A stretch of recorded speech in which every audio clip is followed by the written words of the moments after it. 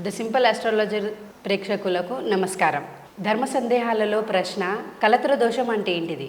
కలత్ర దోషంకి నివారణ జ్యోతిషంలో ఉన్నదా? ఇది చాలా మంచి ప్రశ్న తల్లి. చాలామంది తెలియదు అసలు కలత్ర దోషం అంటే ఏదో కుజ దోషం అనుకుంటారు. కుజ దోషం వేరు, రాహుకేతు కాలత్ర దోషాలు వేరు. అలాగే ఎన్నో దోషాల్లో కలత్ర దోషం అంటే ఏంటంటే ఎక్కడ ఏ ప్లేస్లో అయినా సరేనండి శుక్రుడు కుజుడు కలిసి ఉంటే అది ఒక కలత్ర దోషం అని అంటారు.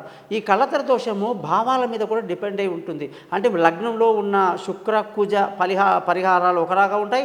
2వ ఇల్లు 3వ ఇల్లు 4, 5 ఇట్లా ఏ స్థానంలో ఉన్నా కూడా అది చాలా నెగిటివ్ అన్నమాట. అంటే శుక్రుడు అంటే స్త్రీ గ్రహము, కుజుడు అంటే పురుష గ్రహం, ఈ రెండు కలిసి ఒక చోట్లో ఉండడం వల్ల కలత్ర దోషం అనేది ఏర్పడుతుంది. ఈ కలత్ర దోషం యొక్క మొట్టమొదటి ఉద్దేశం ఏమిటంటే ఒకరు, ఇద్దరు లేదా అంతకంటే ఎక్కువ మంది మగవాళ్ళకు కానివ్వండి ఆడవాళ్ళకు కానీ పరిచయాలు ఉంటాయన్నమాట వాళ్ళ జీవితాల్లో.